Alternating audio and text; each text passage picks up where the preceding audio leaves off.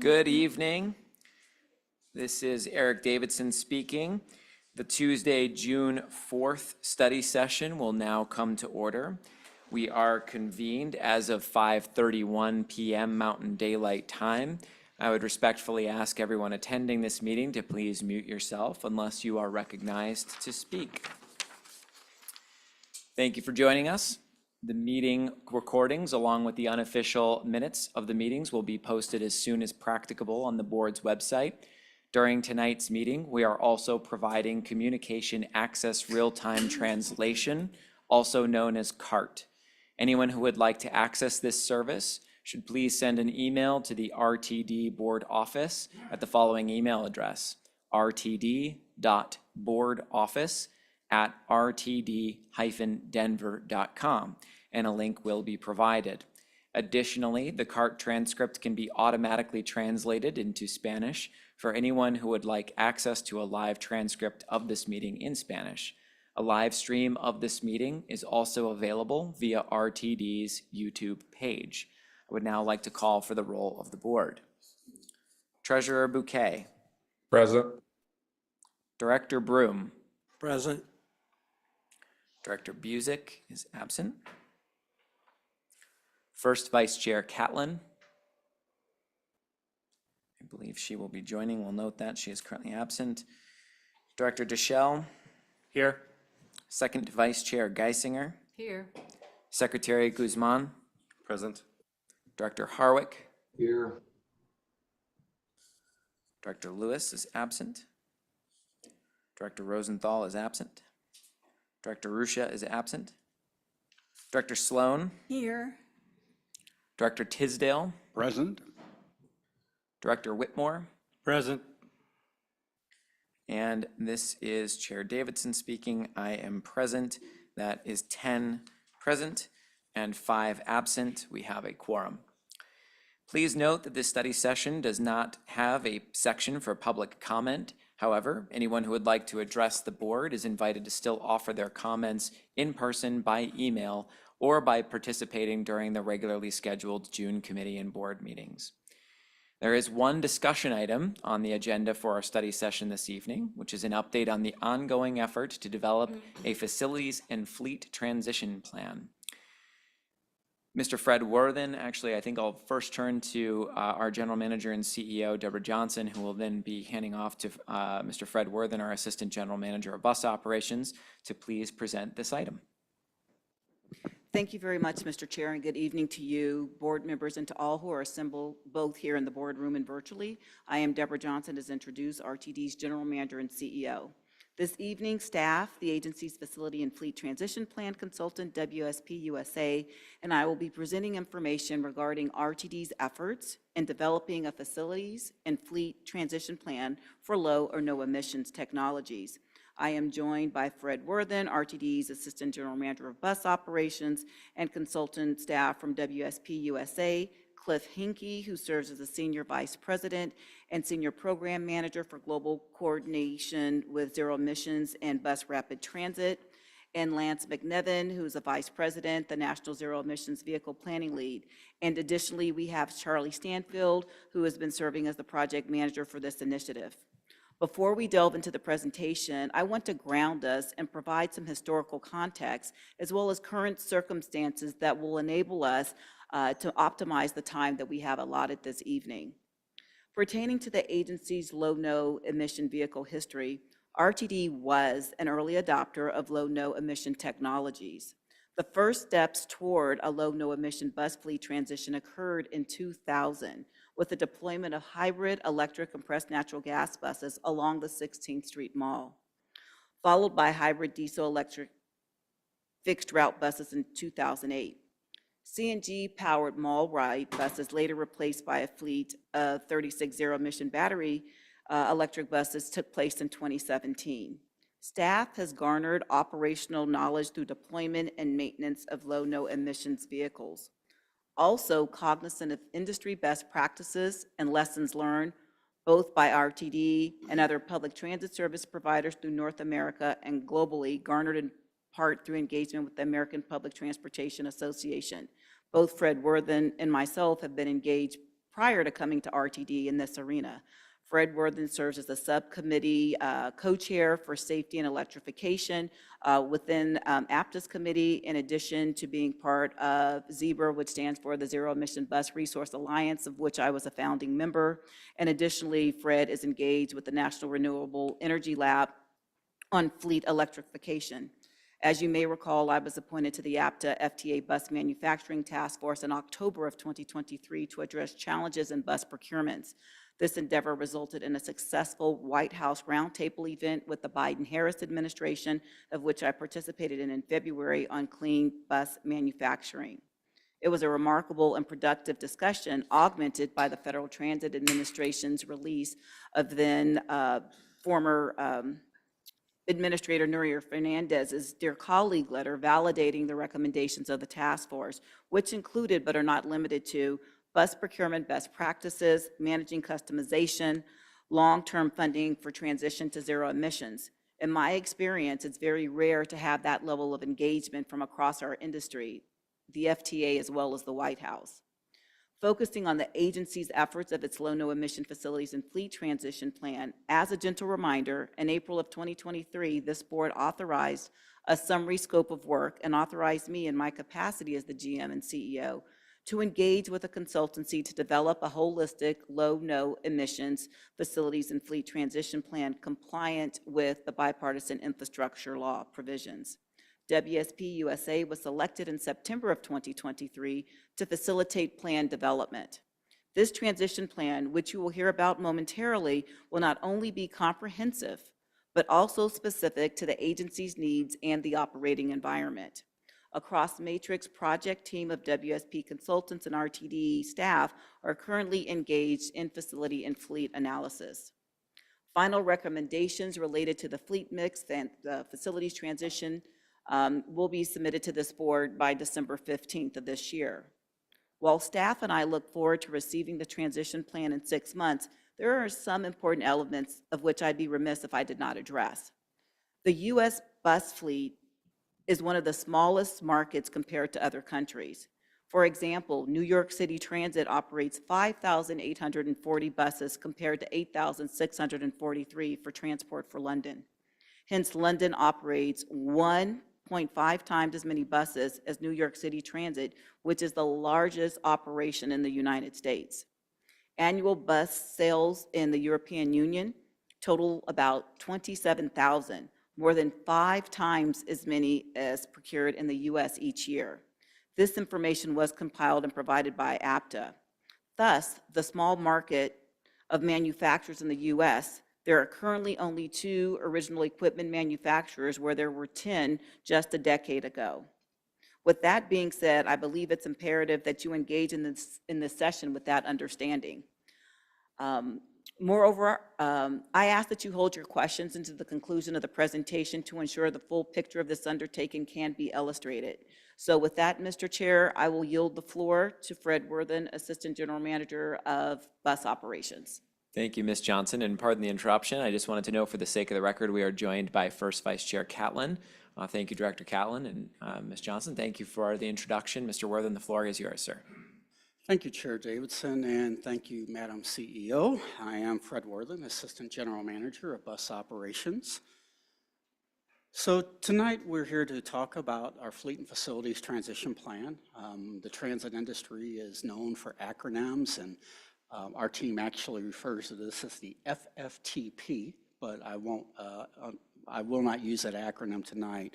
But if you do see FFTP in any notes or memos, that's referring to the Fleet and Facilities Transition Plan.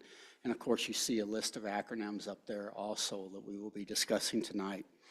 So this presentation will set the project context for the Fleet and Facilities Transition Plan, provide an overview of key concepts related to low and no emission facilities and fleets, discuss why it's important to approach this transition from a facilities first strategy, discuss transition plan considerations, and provide several case studies from other transit agencies that have implemented similar transition plans.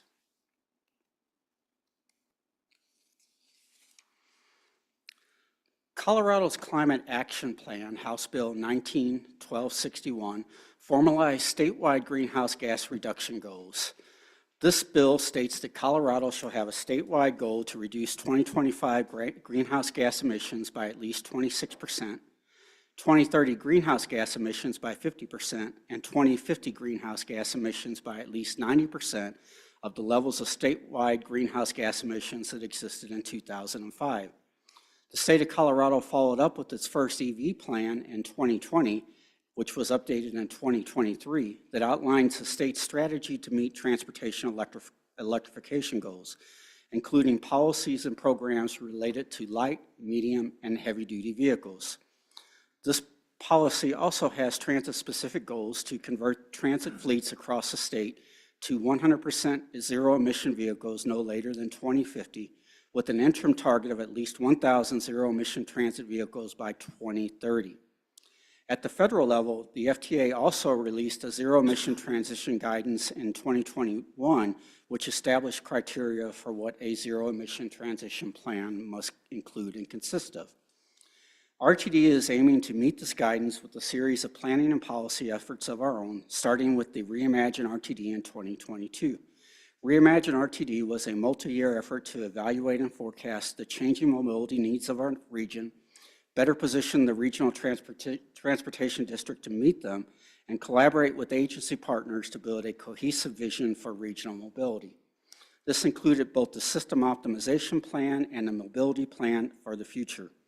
As part of the Reimagine RTD process, an assessment of the viability of expanding the agency's zero-emission fleet, both in terms of actual fleet and of the facilities needed to support it, over the next 30 years was conducted.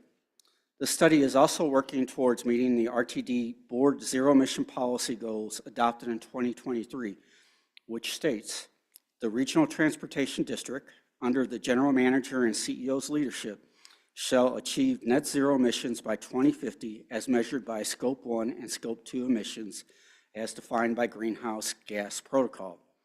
As part of the discussion within the board zero emissions subcommittee that worked on developing this policy, there was clearly a further need to study this goal and ways to meet this goal.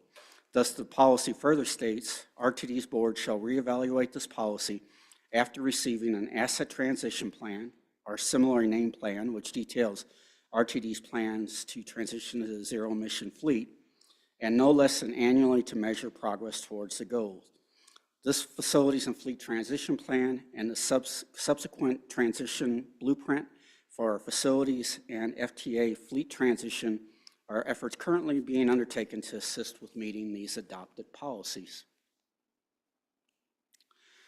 During the early stages of the Fleet and Facilities Transition Plan work in the fall of 2023, a workshop was conducted with members of the internal RTD working group to develop a vision, goals, and parameters to guide the decision-making for the process. The framework aligns with RTD's larger mission, vision, strategic priorities, 2023 strategic initiatives, and the board's zero-emission vehicle emission resolution and other related planning efforts. The internal working group that helped develop this framework consists of a cross-function team of approximately 40 members with a variety of backgrounds and disciplines that included operations, safety, security, asset management, planning, legal, procurement, finance, human resources, and other administrative personnel supported by our consultant team led by WSP. This team also supported all of the work that will be discussed later in this presentation. The first element of the vision framework are the goals, which are to achieve net zero emissions from RTD facilities and fleet by 2050 and achieve and maintain a state of good repair as defined by the Federal Transit Administration for 100% of our RTD facilities. There are 4 guiding principles within the framework centered on enhancing community value through partnerships and developing sustainable programs stemming from the plan, striving for customer excellence through quality services and equity, supporting employee ownership by providing opportunities to learn new technologies and enhance their professional development opportunities while ensuring a safe operating environment, and ensuring financial success by being good stewards of public funds and maintaining our assets in alignment with our asset management plan. There are also 3 major parameters that were adopted that centered on our facilities, bus fleet, and other overall factors necessary to maintain the sustainability of any adopted program stemming from the Fleet and Facilities Transition Plan work. With regard to facilities, it is important that the RTD Transit Asset Management Plan is aligned with both programs and our plans stemming from the work, as well as agency financial plans, that infrastructure plans are compatible with future technologies and propulsion systems, that we leverage our facilities in a manner that they are flexible enough to meet the changing needs of future technologies adopted, and that they comply with local, state, and other regulatory agency requirements. Our goal is to keep the fleet as close as possible to the existing fleet size to control capital costs and minimize the impacts on our facilities, as well as to align with the board-adopted System Optimization Plan and the DRCOG Transportation Plan. We're also striving to provide employee growth through adopted plans. It's also vital that any plans stemming from the work are fiscally constrained to ensure future sustainability of the plans and the agency. We're also striving to create a favorable customer experience as well as maintain and/or improve our operational efficiency and effectiveness. RTD has 8 major bus operations and maintenance facilities. The Platte and District Shops facilities, East Metro and Boulder facilities are owned by RTD, while others are contract operated by Transdev that owns or leases the Longmont, Broadway, Commerce City, and Inglewood facilities. Currently, there are 1,019 buses in RTD's fleet, which does not include our paratransit fleet. 983 of these buses are diesel fuel, while 36 are battery electric, which I believe most of you know we refer to as the 16th Street Mall fleet. Throughout the service area, RTD operates over 170 bus routes. The contracted facilities actually create a unique challenge for the facilities plan work that we're undergoing and RTD as a whole. Since RTD does not own these facilities, it's challenging to invest major dollars to improve them, as our contract operated services are initially awarded a 3-year contract with 1-year options. Since these contracts are short-term and not owned by RTD, there is a possibility that a new contractor could be awarded a future contract that would operate from different facilities, which creates further challenges with regard to fiscal and operational sustainability. The working group is looking closely at alternatives to this challenge. The System Optimization Plan is a detailed evaluation of travel patterns, demographics, and transit routes in the district, and includes recommended modifications to RTD's fixed route services to better meet the region's near-term mobility needs within existing workforce and financial constraints. This slide shows how RTD bus operations will adapt to meet SOP modifications, which means System Optimization Plan, sorry, I shouldn't be using acronyms, by 2026. The System Optimization Plan was developed over the course of 2 years and followed a 5-step process to inform decisions and recommendations, including a comprehensive assessment of existing services, review of current travel patterns and financial capacity, identification and discussion of goals and values, and iterative drafting of recommended network changes.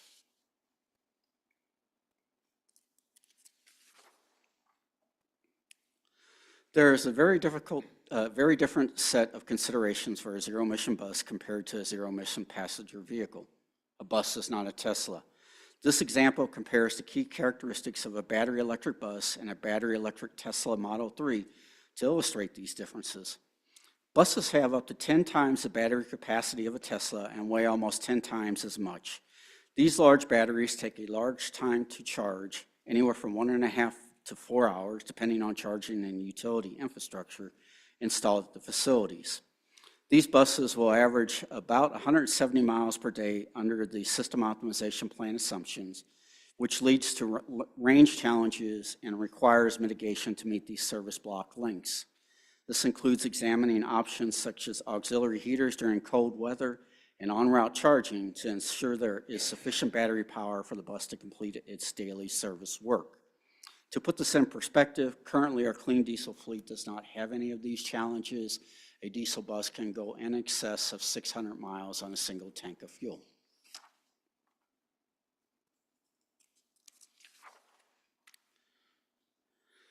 Just as a little background, when we talk about Scope 1 and Scope 2 emissions, I think it's important to understand the differences. For RTD, Scope 1 emissions include direct emissions from our facilities and fleet.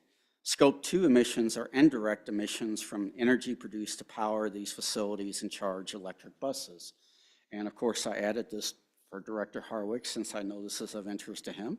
The top sources of greenhouse gas emissions include carbon dioxide, methane, nitrous oxide, fluorinated gases, including hydrofluorocarbons, perfluorocarbons, sulfur hexafluoride, and nitrogen trifluoride. Local air pollutants consist of 6 pollutants. They are carbon monoxide, lead, nitrogen oxide, ground level ozone, particulate pollution, currently referred to as particulate matter, and sulfur oxide. The one thing that I really want to hit on here, though, is that most people think about emissions strictly from a tailpipe standpoint. When we look at emissions, we have to look at everything from what we call well to wheel. From the time an emission is actually generated, which in the state of Colorado, about 60% of our electricity is generated by burning coal and fossil fuel, all the way through the usage, consumption of the electricity and the output. So we look at things from a well-to-wheel perspective, but we're also looking at how our facilities are impacting our greenhouse gas footprint too. Boilers, electricity at a facility, all of those things add to greenhouse gases.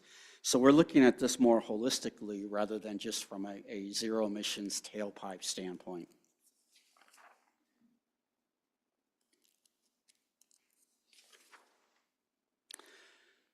A facility's first approach is critical to a successful transition plan. There are many important upstream considerations that need to be made to ensure that RTD's low-no emission bus fleet can serve customers effectively. Again, to put things in perspective, most of our facilities are 40 years of age or older and were designed to support a diesel fleet.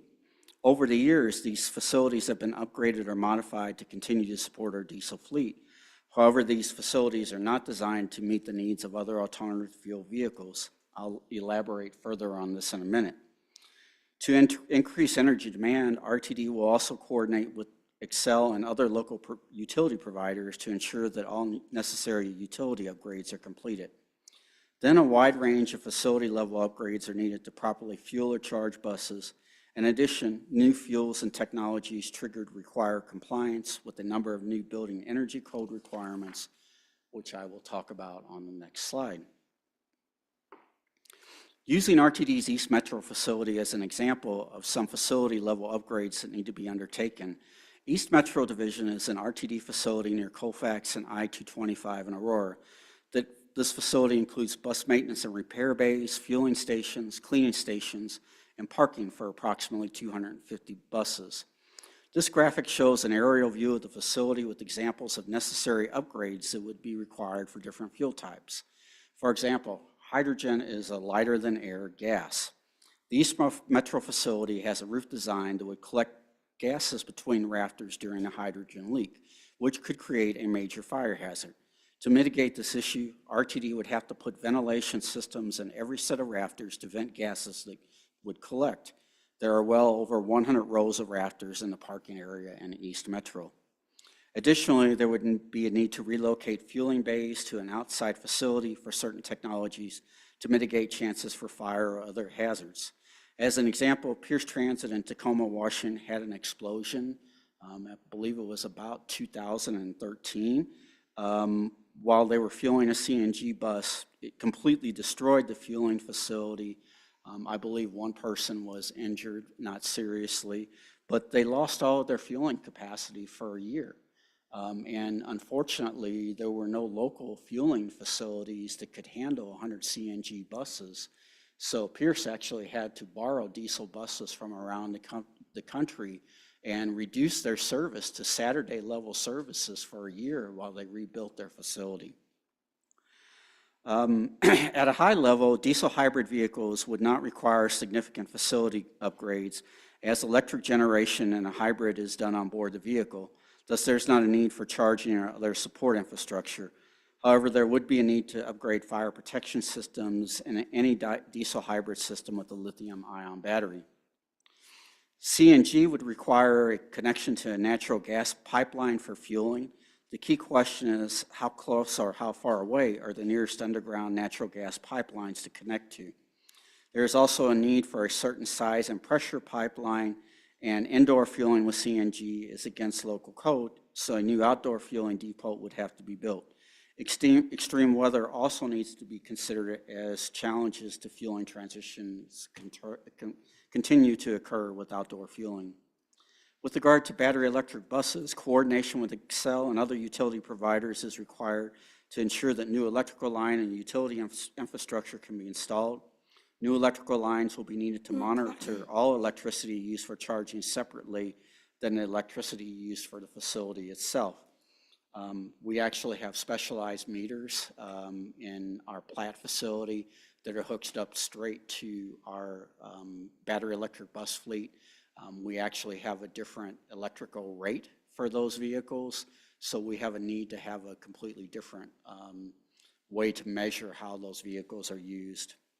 Also, buses are charged overnight. It takes about 4 to 5 hours to charge buses, depending on the state of their charge when they are brought in, and also larger batteries.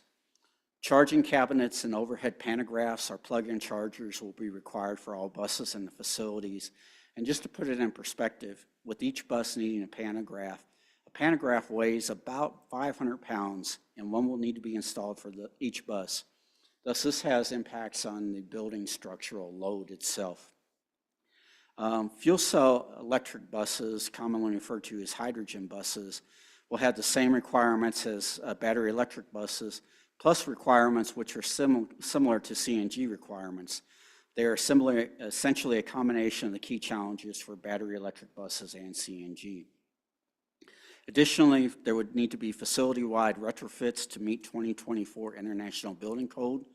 This includes modifications to the buildings themselves related to any considerations with regard to lithium-ion batteries, fire protection, reinforcement of bare steel, and structural integrity issues, as well as increasing sprinkler overheads and ventilation. CNG and hydrogen gas require mechanical ventilation and sensors needed to eliminate air pockets where gas could group.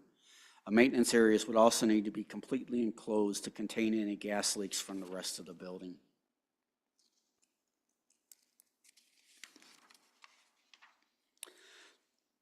This is a complex decision with many different factors at play.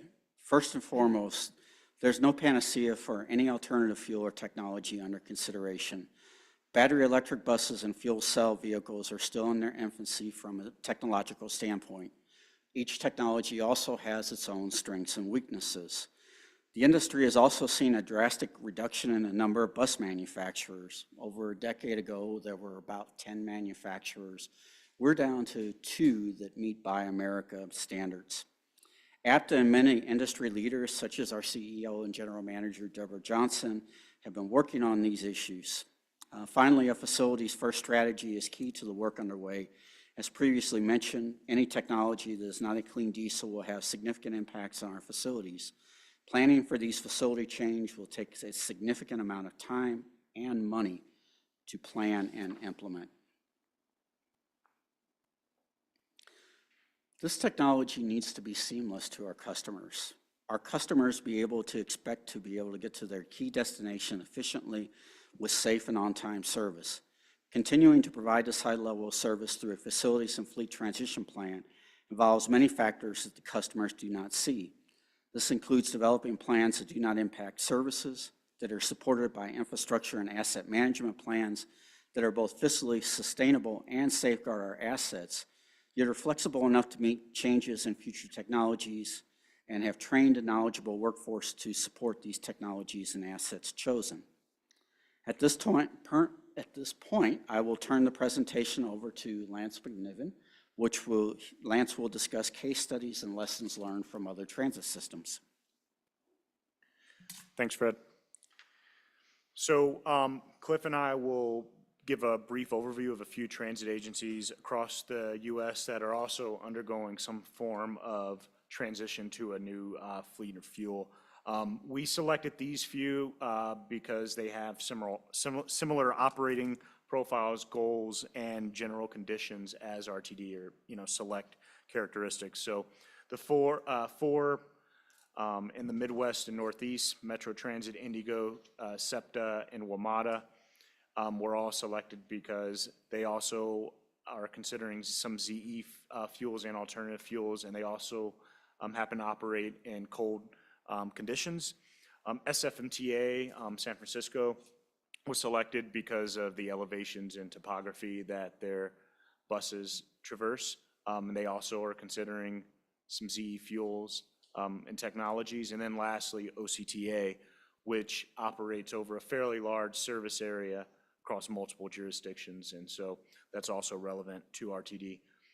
At the very bottom is a small legend, and it just highlights some of the fuels that are being considered in RTD's Facilities and Fleet Transition Plan. And so you'll see some of those highlighted as we go through these next few agencies.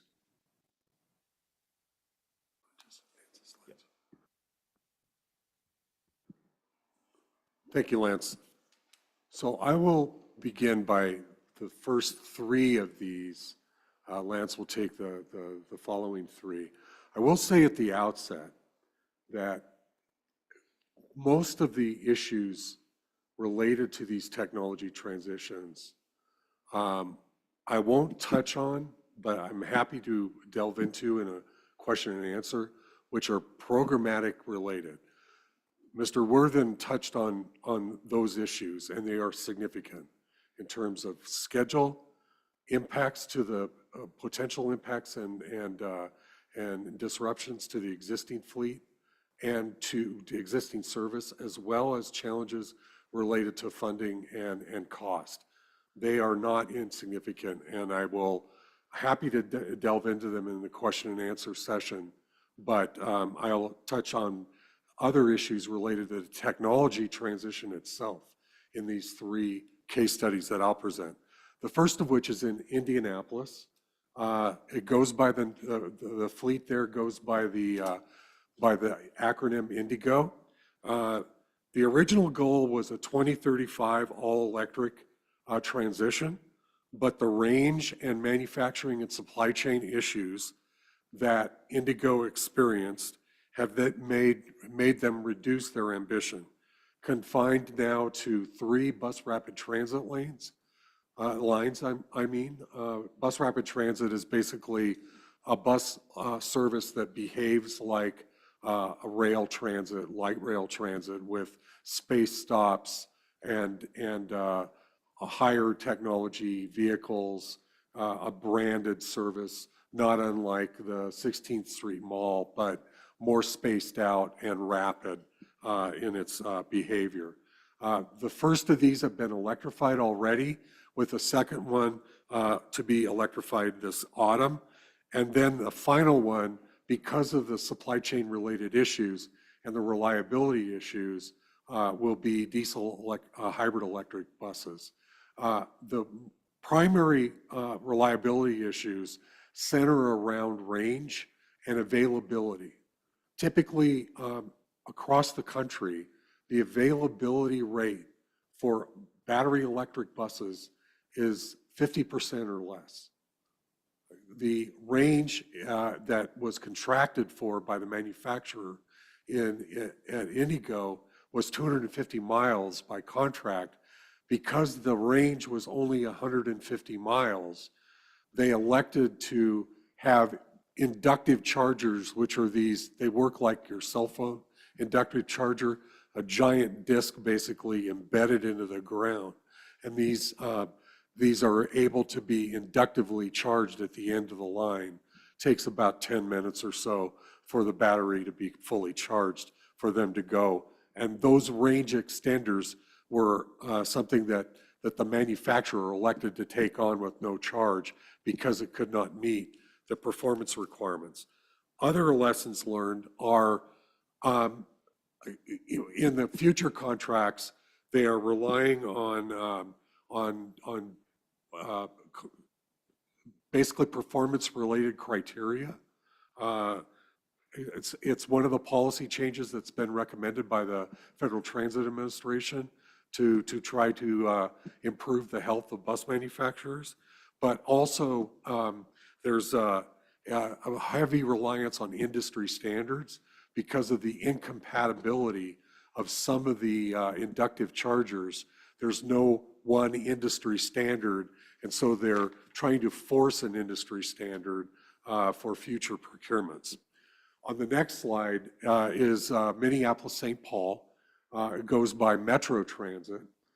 Metro Transit is a much larger fleet than Indigo. It is committed to a longer-term phased transition at Metro Transit pursuant to state law there, Minnesota Statute 4370, Section 3297 to be exact. And in the short term between 2022 and 2027, the board committed to at least 20% of Metro Transit's 40-foot bus replacements be electric. In the medium term, that is between 2028 and 2032, and long term, which is 2033 and beyond, the percentage of bus procurements that are zero emission will be driven by basically the performance behaviors and the lessons learned under contract pursuant to the procurements. So in other words, as the range gets better and reliability gets better, the fleet will commit to larger bus procurements. And that's the primary lesson learned for Metro Transit. Again, cold weather, again, the serviced area that's similar in the climate, similar in how big it is, and similar in multiple jurisdictions that one has to deal with in Minneapolis-St. Paul. Philadelphia, Southeast Pennsylvania Public Transportation Agency, or SEPTA, is also undertaking a transition. It began in April 2024.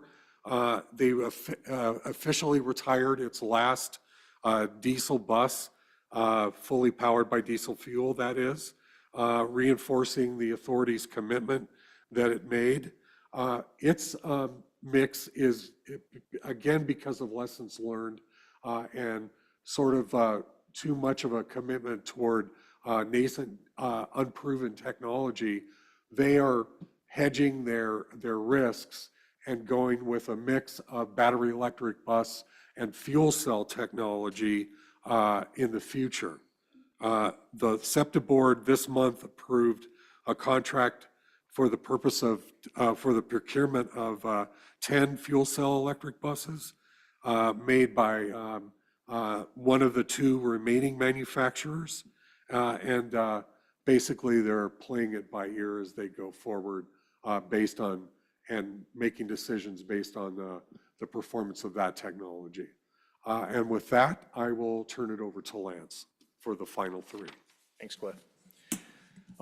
So I'll start off with WMATA, which operates in the Washington, D.C. metro area.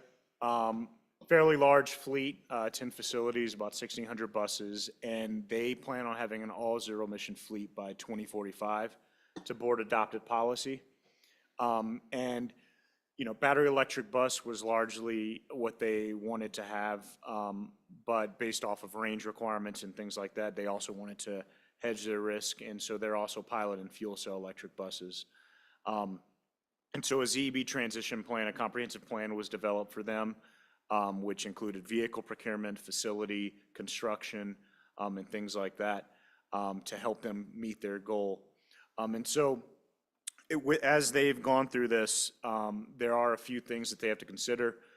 They do operate in multiple counties and cities. They're dealing with different utilities. They even share a facility with a nearby Fairfax County, which is a little unique. And so that's something that has to be considered as they proceed, when in terms of facility construction, you know, who owns the buses and things like that, because all this has to be done without any impacts to service and ops. They also have, they operate CNG buses right now, and so what their strategy is to let technology mature and go as far as it can, and so they're going to hold on to their CNG buses as long as possible as battery electric technology, for example, advances and batteries become better, essentially, and as fuel cell or hydrogen suppliers and providers, basically become more readily available in the region. And so they will be holding on to their CNG buses as long as possible. And so a phased construction is really important. They have several facilities. You can see 10 facilities. And so they may not have the luxury of shutting down a full facility and doing construction and moving around. So they may have to do partial construction as they move forward. And so this all has to be considered as they move forward with their goal. Next is SFMTA, which operates in the city and county of San Francisco. 30% of their fleet is zero emission because of their trolley buses, but it's a state mandate, as some of you are probably aware of. CARB requires all agencies in the state of California, or doesn't allow them to buy any internal combustion engine buses past 2029. So beyond 2029, everything has to be zero emission, with the goal of all agencies operating zero emission fleets by 2040. And so SFMTA has developed a zero emission plan pursuant to this state goal. They've already piloted this technology, or they're currently piloting. They intend to go all battery electric. They've purchased 3 buses from 4 OEMs, but as has been mentioned a few times, that there's only 2 OEMs now. So a few of those OEMs are not making buses anymore, so that's something they have to think about. They also, master planning, the importance of that has come to light. They basically purchased these battery electric buses, installed chargers along the wall of one of their facilities, Woods facility, and now they have this master plan of doing pantographs and overhead charging, and so now they have to integrate these chargers into their master plan. And so it just highlights the importance of master planning and modular development as you transition to an alternative fuel technology. They also, utility coordination, it requires a lot of power to support these vehicles. And so Hetch Hetchy, which has provided clean energy and power to the city and county for a very long time, even though they're very experienced and have worked with them for a while, it's still going to be a challenge to get the amount of power. And just similar to RTD, their facilities are fairly old, and so retrofits are an important consideration. And lastly, OCTA, which operates in Orange County, California, they also are subject to the state mandate that was previously mentioned. They're actually technology neutral. They're piloting battery electric and fuel cell electric buses. A few years ago, they launched, at the time, the largest hydrogen storage facility for transit in America. It's an 18,000-gallon storage tank for liquid hydrogen that would then be used to put gaseous hydrogen in their vehicles. And so what's unique about OCTA, similar to RTD in many ways, is the fairly large service area, multiple counties and jurisdictions, which adds complexity when considering utilities and cross-collaboration with agencies. Again, all of this while maintaining service and operations. They cannot shut down their service while this transition is going on. And so with that, their facility master plan addresses all of this, and it's similar to where we would like to go with RTD, with the facilities first, thinking about those facilities before the vehicle arrives, making sure that power and fuel is available. And so with that, pass it back to Fred. Thank you, Lance.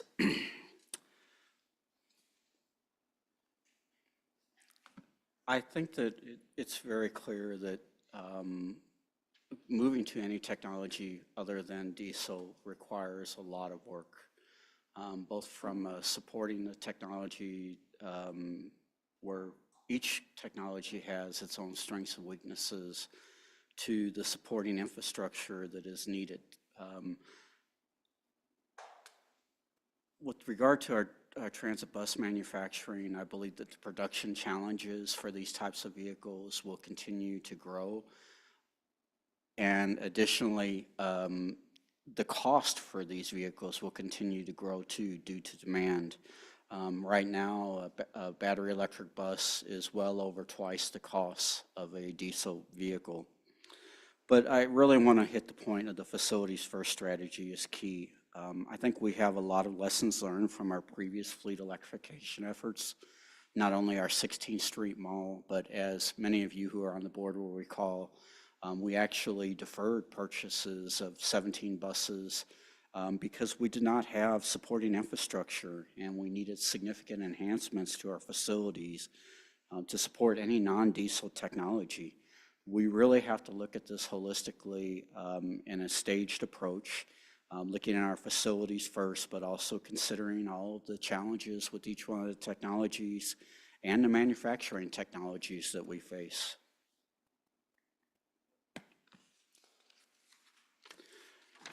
Currently, there are a number of initiatives under effect where we are doing screening reports, where we're looking at screening through a number of different lenses.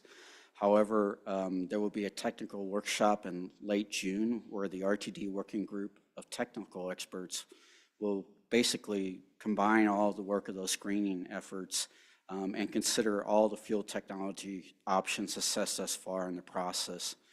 Then a deep dive into additional considerations and an additional RTD working group workshop will be convened, which will result in our final transition report for our facilities and an FTA compliant fleet transition plan. And of course, I begged Deborah to change the date on this since it is my 60th birthday, but December 15, 2024 is when we are scheduled to deliver this. Before I turn this back over to Ms. Johnson, I do want to acknowledge one other person who is not at the diocese tonight, but has also been critical. Joycelyn Vishwakarma has served as a co-executive sponsor with me. My expertise, of course, is in fleet and technology, but the infrastructure component is really critical. That is not my area of strength. Joycelyn has filled that gap very willingly and has been very helpful in the process. Although she's not at the podium, I do want to acknowledge the work she has done to help guide this process. With that being said, I'll turn it back over to Ms. Johnson for closing remarks and then questions and answers. Yes, thank you so much, and thank you for the acknowledgement of Ms. Vishwakarma, as she is currently acting as the Assistant General Manager of Capital Program. She is the agency's chief engineer, and it's critically important as we discern what our path forward is. So thank you for that acknowledgement, Fred, and thank you to Mr. Stanfield as well as Mr. Hinkie and Mr. McNevin. In the interest of full disclosure, I've had the opportunity to work with both of these gentlemen as it relates to California with the California Air Resources Board. So as they're sitting here giving you these case studies, bringing up a lot of things from the past, especially the Woods facility in San Francisco, recognizing the location and everything that has to be done there. But with that as a backdrop, we'd be happy to entertain questions, but I want to thank this board for supporting staff and trusting us. When I came before you last year and made the recommendation that we needed to cancel that contract because it was very important that we had a laser-like focus on facilities. I know there was some trepidation and angst with that as we were moving forward, but recognizing past experience and our engagement collectively at the national level, we knew that this would be problematic and that one could not just pull a plan from the internet to serve the needs of this region. And more specifically, as we look at the challenges that we have holistically in reference to the training aspect, not training just for our frontline individuals, but how we do procurements going forward, all of that is paramount in ensuring that we have a successful plan that is sustainable. And one thing's for certain, recognizing that Mr. McNevin spoke to OCTA about their hydrogen and all the different elements, all of those different case studies they showcased. For all intents and purposes, there are other transit agencies in their immediate region. I know when I was previously at Long Beach Transit, OCTA looked to us at Long Beach Transit to be part of the hydrogen fuel cell. Well, we already had the largest fleet in the country as it related to hybrid electric. We already had CNGs, we already had battery electrics and we had diesel. There was no way we were going to take on a fifth technology. But the one thing's for certain that I know is when we had a problem with fueling our CNG, I called up my colleagues at LA Metro and we could fuel somewhere else. The reason I share that information with you all is I constantly say that we're the only intermodal transit agency in this state. And so that's what's critically important as we go down this path and we make decisions. We don't have a fueling station up the street that we could leverage with our partners in reference to a service delivery model. So I think that's critically important. So want to thank the team for their diligence. We still have a lot more work to do to get us to Fred's 60th birthday. And so with that, I will yield the floor to you, Mr. Chair, to facilitate the discussion. Thank you very kindly. Thank you very much, General Manager and CEO Johnson, and thank you for the leadership on initiating a plan like this rather than taking each contract one at a time. Mr. Worthen, thank you to you and your guests here for the presentation and very helpful update. Certainly open to changing the date so that you can enjoy your 60th. We'll work on that together. So with that, let's open up for some discussion and questions from directors. I'll go in order that I see on the screen here, starting with Director Broom, please. Thank you, Chair. Just a couple questions. How much does a battery bus weigh compared to a diesel bus, compared to a trash truck? And the reason I ask is I live just off of Hampton Avenue, and that road, if you go out east, it gets torn up periodically by the heavy trucks going out to the landfill. On the west lanes, it looks like a brand new road. And so have you talked with the public works directors and are they kind of in the loop as to what impact we're going to have on them and the roads? Because if we have to spend a fortune as taxpayers maintaining the roads in order to make this switch, then we need to be aware of that up front. Right, so thank you for the question, Director Broom. First and foremost, I would say that right now we are in the planning stages itself. We haven't selected a technology, so discussing impacts with our partners is a bit premature. That is part of the next steps, though. But with regard to the weight of the vehicles themselves, a battery electric bus is heavier. I don't have statistics, but I can provide them to you. If I Ms. may, Johnson? yes. So Director Broom, thank you very kindly for the question. Information was just disseminated to this board relative to the weight of vehicles, and I believe a battery electric bus is 65,000 pounds. As we look at where we are collectively, I could recirculate that document because the reason why we put those stats forward, it had to do with the rail reconstruction and the reason why we needed to redo those intersections. To the point you raised about conferring with Public Works Director, just this morning I had the opportunity to have a conversation with the Executive Director of the Denver Department of Transportation and Infrastructure as they were talking about doing some improvements to various arterials in which our buses traverse. And the first question I asked, I said, what about bus pads? And what a bus pad is basically having some reinforced concrete that can sustain the weight of a vehicle that's constantly stopping at a certain destination. She was like, that's a very good point, Deborah, I'm going to circle back with you. Just from previous experience when I was in Southern California, there were a lot of different elements that came into play because the California Highway Patrol were citing vehicles specifically in the Santa Monica area because you remember that, Cliff? They exceeded the weight limit. And so a lot of these laws have not caught up with the technologies of where we are. And so as we have these discussions, I want you to know that we're cognizant of them, and we are leveraging the lessons learned that we have garnered from across the country. And so to Mr. Worthen's point, we are not in a place right now where we'll have those discussions, but in reference to the weight, yes, the batteries could be heavier than your traditional combustible engine.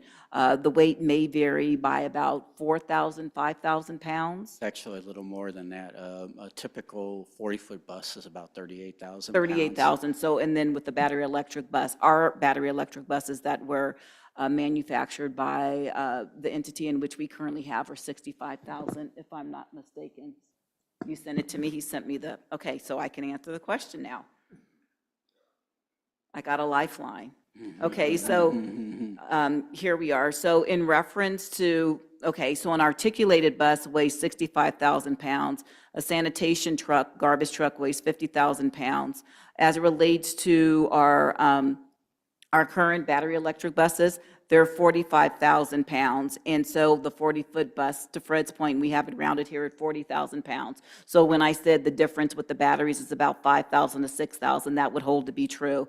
Delivery trucks, let's keep this in mind, they're about 12,000 pounds. And so in a single occupant vehicle, just a standard car weighs about 3,000 pounds. Thank you. I'm sorry, I'm not really good at memorizing statistics, so thanks for the lifeline.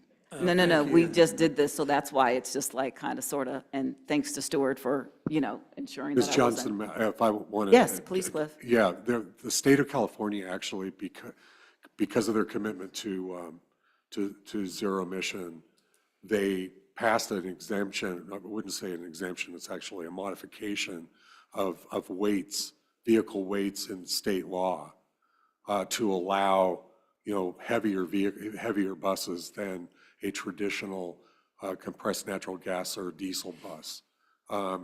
But, it's controversial. This required a lot of compromise between a variety of entities, including state government, including the trucking industry, including the refuse truck industry. It was a significant issue in the state. And I'll add one other thing too. When you start talking about vehicle weights, they look at gross vehicle weights. So it's not just the weight of the vehicle, it's the capacity of the vehicle. What could end up happening is a heavier vehicle could limit the amount of people that we can carry on a vehicle as well. Thank you very much. Director Broom, does that answer any follow-up? No. Director Deschel, please. Thank you, Mr. Chair. I have a few, so let me know. I'll sort of batch them in different spots. I think in terms of things that would be good to see as you all continue to sort of pursue this path as we go forward. One is the eligibility of Fast Track's dollars and therefore the FISA account. The Fast Track's enabling ballot language specifically said increased bus service, including the use of smaller buses and vans and alternative fueled vehicles. And so the question there is are we limited to the procurement of just the vehicle, or is the infrastructure that supports the vehicle also Fast Track's dollars eligible? Don't need an answer today, but just would be good to know as we do our planning, unless you already have an answer. If I may, Mr. Chair, Please. quite interesting because those conversations have ensued at the federal level as well. And I share this because there was some time ago, I wasn't at this agency, I was with another, and I went to meet with House appropriation staff, and people that didn't know what they didn't know basically solely procured buses and never had the infrastructure.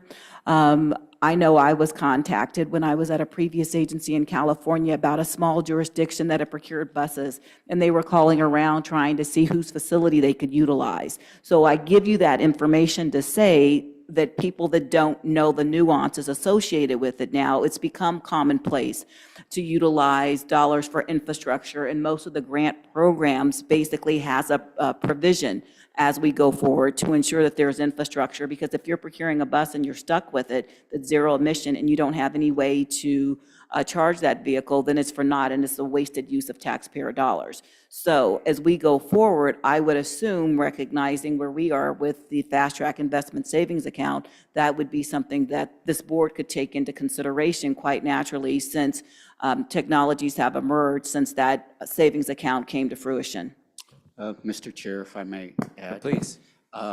We also have a working group that is looking at ways to fund any technology that we adopt.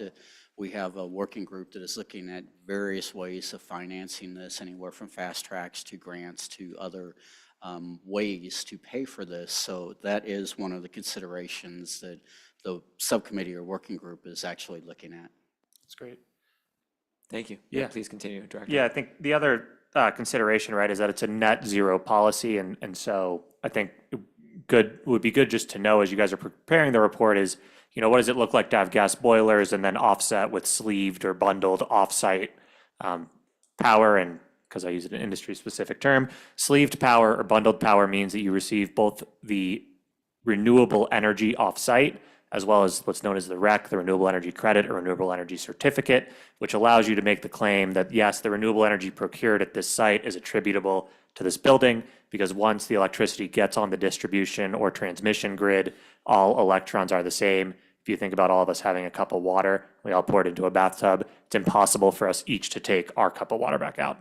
So that just would be curious to know, as we look at other options, is that an option that it would be more cost effective, but still achieve the net zero goal? And then similarly on that same path is public-private partnership with tax equity funding, whether it's a sale or lease back or a partnership flip or an inverted lease. What that would look like. Tax credit transfer, I know, is still very new and everyone is still figuring out what that looks like, right? But there's a lot of tax equity dollars that might be able to be at play here for public-private partnership as the funding group is looking at how to do this. Similarly, on the net zero side, I believe there's a group out of Orlando using battery electric bus batteries to create a stacked battery system to harbor that renewable power or engage in energy arbitrage, with the logic being for the benefit of the rest of the board, which is there is a point at which the battery degrades to the point that it cannot be used for bus service, but it can still be used when you stack 16 or 30 or however many of them as backup power for the system. As far as offsite power goes, it's currently allowed in Excel's territory. Longmont Power and Light, I don't think allows it, and United would consider it if there was a facility out there. So those are things that would just be good to know as you guys sort of prepare the report and looking at all those different avenues. As we're looking at cost, it would be really great to see the incremental cost of transition as opposed to just it's going to be 30 million, right? Because if it's 25 to repair it anyway, or it's 30 to go net, we're really talking about a $5 million spend, not a $30 million spend. And similarly, to the extent we can, right, that ongoing O&M and those comparisons would be great to see as we're sort of making these decisions through a phased approach. And now I have a question, which is on the chargers you noted in the sort of diagram that those needed to be 1-to-1 with our buses, but our fueling stations I don't believe are 1-to-1 on fuel pumps. And so why do they need to be 1-to-1 for that? Why do they have to be 1-to-1? Why isn't it 1-to-5 or 1-to-8 or? I'm not a technical expert on the structural issues themselves, but there are electrical limitations on how much like a plug-in charger can handle versus a pantograph itself. And when we have most of our fleet is in all at the same time at night. We do actually have all of our fleet in at a certain period. It's a very small window, but we have to be able to provide charging to all of our fleet itself. We don't have the ability to move things around and charge incrementally itself at specific times. So part of it has to come into our charging strategy itself. But I will defer to my panel of Well, experts. if I can just add something before we defer, to answer your question, there are a couple of things that can be done. And I have worked at an agency where we used inductive charging. And that gets back to how we actually do our blocks, right? So, we utilize trippers. There's some elements that can be adjusted, but to Mr. Worthen's point, we'd have to restructure how we do business collectively and how we deploy service. And that may consist of, facilities, since that's why we have a facility-first strategy. In some instances, we're deadheading vehicles. In other instances, we use a third party that contracts out service. So as we look at what we're trying to do holistically, we have to discern what might be our best model going forward as well. Because basically, when you do inductive charging, what I learned at a different agency, people were freaked out. It was just like, oh my gosh, what happens if I have, my stroller and I, roll over one of these with my infant? You know what I mean? So there's all this trepidation and angst around what this may mean. But for us, it would be challenging in and of itself because we don't own any of the infrastructure. So working with jurisdictions to have those opportunity chargers is something in and of itself. But I just wanted to provide that context from lessons learned in different areas of which I worked, but I'll yield the floor to Mr. Hinkie and Mr. McNevin.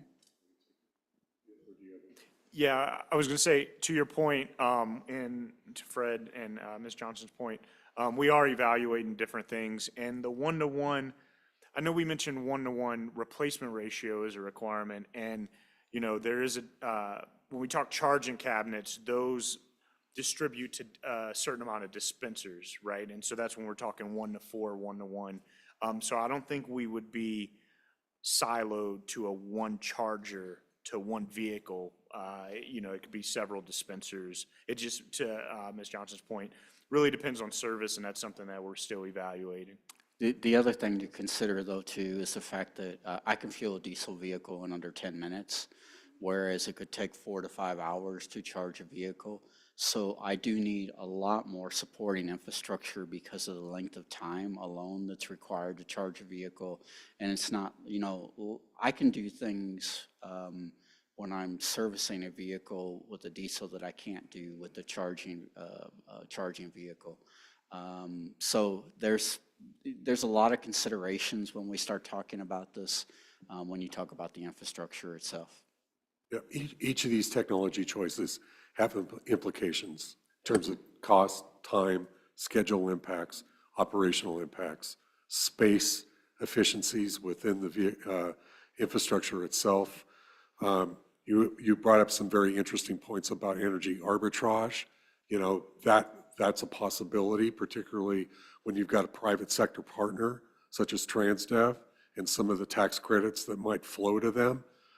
All of those things will be considered in, you know, the next sort of phase, but at this phase, we're evaluating those implications with respect to impacts to existing service, incremental impacts, schedule, et cetera. Awesome, thank you. One final note is just on packet page 17, slide 12, if we could just clean up the vehicle weight changes. I think it's just whenever this gets published, get republished, just so that we know our RTD fleet weights, and they were not aligned with what's on the slide. And so if we could just clean that up, that would be great. Just a point of clarification, this isn't a general sense. We were talking about our specific fleet with those numbers I gave you, so that was manufactured by BYD that aren't manufactured, well, when we say Buy America. So basically what we have here is representative of what's available with the 2 OEMs. So the 30 to 35 is the 2 OEMs, right? But we were just told that it was 60,000 for an electric vehicle on slide 12. But ours are, right, like we had a discussion earlier, No, I may have, it was 40. Either way, as long as we can get the numbers, it was definitely not 30. battery electric bus that we have that operates on the free mall ride is 45,000. The articulated bus is 65,000, which is a diesel. Right, but this says 30 to 35. Okay. On packet page 17, slide 12. Yeah, and I think the 30 to 35 is correct for a 40-foot standard vehicle. So we can Right. specify, but the 65 that she's talking about, that's for an articulated 60-foot bus. But this is you're showing an electric bus weighing 30 to 35. So does the electric bus weigh 30 to 35, or does the, Well, like- there's some electric buses that are manufactured that are 35 feet in length. So we're talking about 45 feet. So correct me if I'm wrong, gentlemen, there's a myriad of different battery electric buses. So we could put a caveat there as we go forward, but we were giving a generalization as we go forward. And when the question was posed by Director Broom, I was talking more specific to our current fleet. awesome. Yeah, if we could just clear it up, that would be awesome. Understand. Thank you, Director Deschel. Director Whitmore, please. Thank you, Mr. Chair. This goes directly to Director Deschel's comment. I got a little confused on the one-to-one bus fleet replacement. Is that all based upon charging, or is it on actual vehicles? Because when I do the math, unless range greatly increase with battery electric anyway, it doesn't work. So help me with that, Fred. if you would. Sure. Thank you for the question, Director Whitmore. When our goal is to keep the fleet at 1-to-1, which will more than likely mean that we will have a mixed fleet until the technology evolves. So, I mean, I don't want to come out and say exactly what the fleet mix will be, but as we talked, there will probably be some level of transition, possibly where we go from diesel to a cleaner diesel burn to possibly hybrids and then on to electric vehicles. But if we were to do a full battery electric bus transition and convert everything to battery electric bus, you're right, there would be a significant fleet size. We don't have the capacity to handle that, both from an infrastructure standpoint and from a financial standpoint. So our goal is to try to keep the fleet at a 1-to-1 with whatever the final mix is. Hopefully that clarifies the question. Yes, that's very helpful. I just had visions of complete nightmare for Jesse Carter and others trying to rework the entire system to minimize range anxiety issues and so on and so forth. All right, one real simple question. Rule of thumb, a fuel cell bus comparable size to a battery electric bus, what's the rate, the weight differential? Are they comparable in weight? I'm just curious for wear and tear on city streets and things of that nature. I think it's roughly comparable because the batteries, you may not, batteries are replaced by hydrogen fuel tanks with the fuel cell bus. So it's more or less within the comparable range. We'll get that answer for No, you. yeah, we're happy to provide, yeah. That can wait till your birthday, Fred. No, certainly not urgent. Thank you, Mr. Chair. Thank you, Director. Director Sloan, please. Yes, thank you very much for this update. As Mr. Worthen's cover memo states, you know, in a moving fashion, that the facility and fleet transition plan is an important commitment for the agency, the state, the federal government, and frankly, the planet. And I can tell you have done a lot of work on this. This is a distilled presentation, and with the questions, it's obvious you're taking a deep dive into a lot of different areas. But this is our update time. So could you tell me at this interim point, what is the most important message you would like to convey now? Wow, that's a deep question, since we're still in the process of really evaluating the different technologies and the impacts. There are so many things to consider. I think it's premature to say there's a key takeaway at this point, other than that the facilities component is going to be the big driver on all of this. Even if we have a goal of keeping our fleet at a 1-to-1 mix, the impact on our facilities and our infrastructure is going to be huge. I think that was a key lesson learned from, even trying to bring in 17 electric buses. We're definitely going to have to be very strategic on how we approach this and how we recommend implementation and how we pay for this. That's the best that I can answer that at this point, but Ms. Johnson, do you have anything you'd like to add? I'll put you on the spot. Thank you, Mr. Worthen, and thank you, Director Sloan, for the question. If anything, I would share this. This is my take, and this is my response to your question. Regardless of the propulsion system, public transportation is a viable alternative if we're trying to sustain planet Earth for future generations.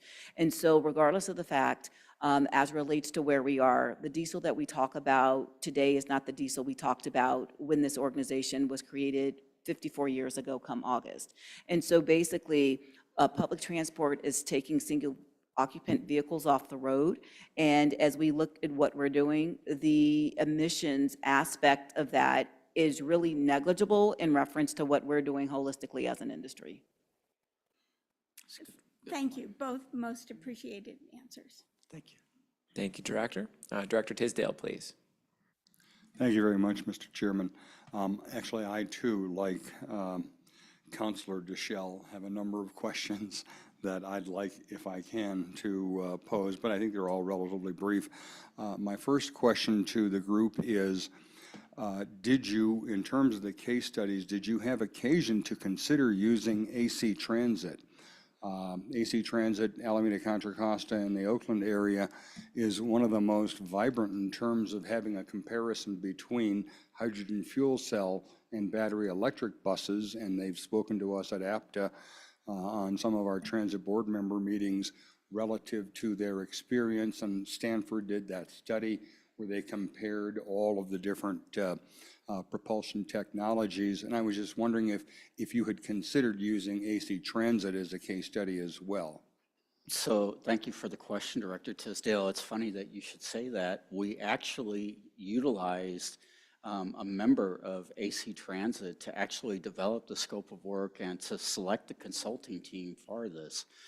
So the 5x5 study that you speak of is very interesting. There are differences though, and we tried to keep the case studies to what is comparable to our services and our service levels. But I would defer to our panel of experts on why the specific case studies were selected. But I think it's important to say though that we had somebody that was intimately knowledgeable of all of the different technologies in developing our scope of work and our selection. Yeah, sure. And so, yes, thank you. To your point, AC Transit, super impressive, and the 5x5 study with Stanford is very useful. We were considering them, but we really tried to stick to sort of operating environment, and so we really wanted to focus on the cold weather and the impacts to how that works. AC Transit, the 5x5 study, if those of you who aren't familiar, they've done a series of reports. AC Transit operates fuel cell, battery electric bus, diesel, I think everything but CNG. I think they have diesel hybrid. And they basically compared CapEx, OpEx, all these different factors and across several periods of time to basically tell you how these different technologies performed. And it is insightful. But at this stage, we didn't use it as a specific case study, but we definitely are watching what's going on there and considering them for, cost assumptions and things like that with how they're paying for hydrogen, for example. And if I may, more specifically, as it relates to leveraging Michael Hirsch, who serves as the general manager, and Sal Yamas, who is the chief operations officer, quite naturally, we engage often with them, especially as it relates to their training consortium, and they have offered to basically, of no charge to us, when we get to that point, work in tandem with us. And I'd be remiss to say that Sal Yamas used to work for me down at LA Metro when he was a maintenance director at Division 5 in South LA. So of course I'm leveraging, and we collectively are leveraging all of our relationships in the district, or not in the district, I should say, in the industry. Thank you. That is good to know. Thank you, Mr. Chair. If I may proceed. Please. When we're talking about a facilities first strategy, isn't a facilities first strategy entirely contingent on the fuel choice that we make, the technology that we choose, that we would have to, in the first instance, say, we're looking at a battery electric bus, we're looking at a hydrogen fuel cell, we're looking at something else? I mean, isn't that a decision that we make before we even get to facilities first? Thank you for the question. And yes, you are correct. And what we're trying to do in the early stages is compare apples to apples. So we are looking at battery electric buses completely different from fuel cell buses, completely different from CNG. So we are comparing the technologies on an apple-to-apple basis. As we start transitioning, though, into final plan, as I mentioned, we will more than likely have a mix of technologies that will be developed over time. And that comes into my point earlier about that we will have to look very strategically on how we implement this and how that impacts our facilities itself.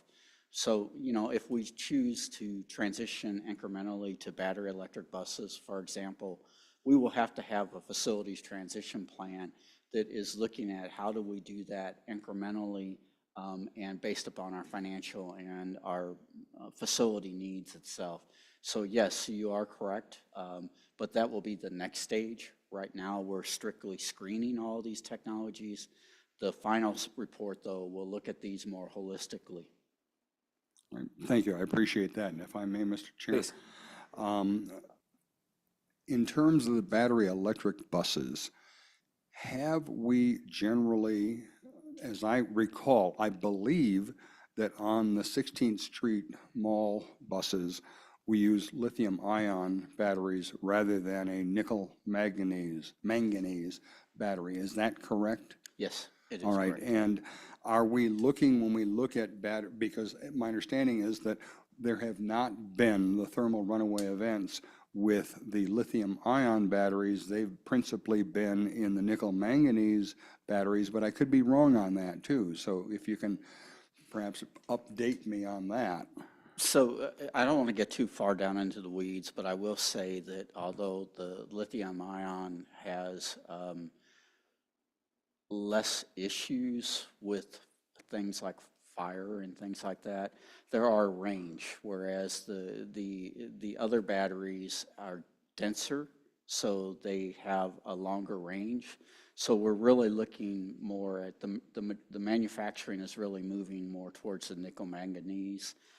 And we really have to consider, because of the range issues, that type of technology itself when we look at battery electric buses. That's useful information. I appreciate that. So it's due to the range capabilities of the nickel manganese that we would be looking at those. All right. And if I may, Mr. Chairman. Director Tisdale, if we could, Mr. Henke, did you have something further to add? And I ask him because he's in the global space as it relates to this as well. I did. So one of the things that the industry is looking at very keenly is the advent of solid-state batteries for two reasons. One is that the energy density will be vastly greater with a solid-state battery than with the current chemistries. And the second is it seems that thermal runaway events will be much more mitigated with a solid-state battery. And the general literature about solid-state batteries is that it's felt that this will start to enter commercialization in the late 2020s. And you will see a step change improvement in range and stability of the battery. And that, to add on to that, that is part of the reason why when we talked about the facilities first, that we need to build and modify our facilities to be able to grow with the technologies that we select. So we aren't limited to where we are right now, but we are prepared to be able to adapt to those technologies as they grow. Thank you. I appreciate that, Mr. Chair. I think just one or two more here. Since this is a hockey town, we need to learn how to skate where the puck is going to be as much as where the puck is now. So, And that's a very good and helpful comment. I was about to say, some of you, no, nobody in this room remembers Gabriel Heater, but Gabriel Heater used to say, there's good news tonight. He was a radio newscaster, but anyway. So there's the good news tonight, is that the solid-state battery is going to address thermal runaway events, which has been a consideration of mine for the past 2 years since we've encountered information about those. As part of the facilities first plan, are we also including consideration of having induction end-of-line chargers if we were to use battery electric buses? Thank you for the question, Director Tisdale. Yes, we are looking at a number of mitigation factors. Of course, we're looking at onboard diesel heaters that would kick in when the temperature, the ambient temperature hits a very specific temperature, whether it's 40 degrees, 30 degrees, whatever it happens to be. That helps extend the life of the battery significantly, but we're also looking at end-of-line charging capabilities, whether it is inductive or other types, to help extend the range also. So we're looking at a number of mitigation strategies to increase the range of our fleet, no matter whether it is, the existing technology or future technologies. Thank you. I appreciate that very much. And my last question, if I may, Mr. Chair, is just to put this in context and to address people who might look at all this and say, well, you should have done this yesterday, and you have to have all these things in by tomorrow, and what's holding you up? We have a fleet of clean diesel buses currently? And can you, just for the sake of the record and whoever might ultimately review this, compare the emissions from our old diesel buses versus the clean diesel buses? Is it, I don't know, 50% less or 60% less? I actually have provided a slide in the past that I can send to the board itself that shows from prior to 2010, when the Clean Air Act was adopted, the emissions were quite a bit higher with particulate matter. Since the 2010 adoption of the Clean Air Act, those emissions have dropped very, very, very much. I can definitely provide that slide to the board, which will help illustrate that. But I think going back to Deborah's point again, though, you know, when you really start talking about the emissions, our real opportunity to reduce emissions is getting single occupant vehicles off the road. You know, our footprint in the region is very small compared to single occupant vehicles, but I can definitely provide that slide from the past to the board.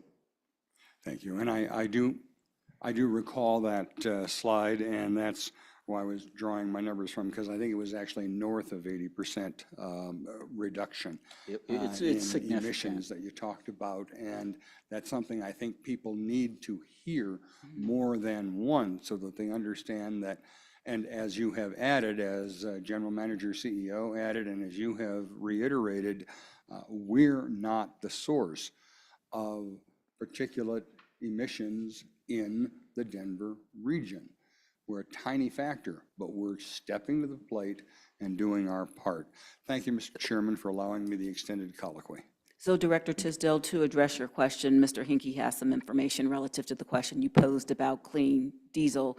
And I'd be remiss to state that you could put a near zero NOx engine in a vehicle and in a diesel vehicle and basically emit 0.01 of a particulate. I know that from past experience, but Cliff, please. There was an interesting McKinsey report that was done for the LA Metro Board, LA Metro staff, that talked about some of this, that, you know, the emissions of the LA Metro fleet was something like 3% or less of the entire emissions of the basin. And the impact of a modal split change is something like 8 or 8.5 times the impact of making the fleet a zero emission fleet. So there's some significant work to be done as far as you know, and that some of this was tackled, I think, in some of the context that was raised in the Reimagine RTD work, which talked about fleet expansion, systems optimization, all those other things than just electrifying the fleet, which would have significant greenhouse gas impacts as well. Much greater, in fact. Thank you. Second Vice Chair Geisinger. Thank you, Mr. Chair, and thank you very much for the presentation. It's really interesting. You've mentioned, well, I guess there are 2 bus manufacturers left in the U.S., right? And somebody mentioned that the FTA referred to FTA recommendations to improve the health of bus manufacturers. Is there a lot being done? Is there hope to, I think there was also a statement that the availability rate for BEBs is 50% or less.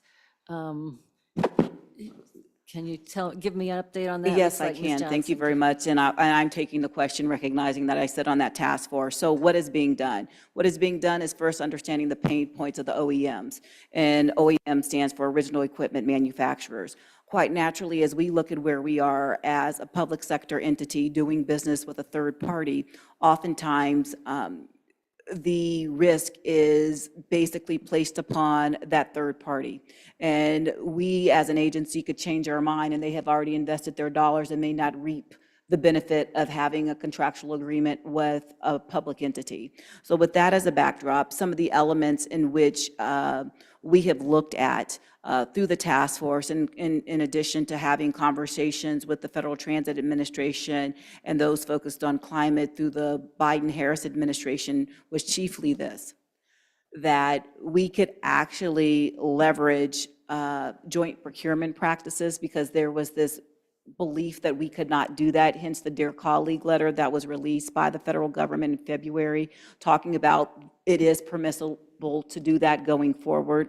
Additionally, it's the stemming away from the customization aspect. And what I mean by that is, in some agencies that want to showcase their brand identity, there's one agency that doesn't need to be named that talked about they had 95 different windows, or there were 14 different shades of gray that they were utilizing. That is very expensive for an OEM to have when you think about putting forward only maybe a 10 bus buy, right? Because where we are here in this country, we are not procuring the same level of buses whereby other cities are doing. And when we think about even like, over a period of time, say for instance, you're procuring 100 buses one year, and then there's an option for 50 more the second year, that's really a drop in the bucket. So what we're looking at is basically leveraging bus procurements for the betterment, steering away from customization.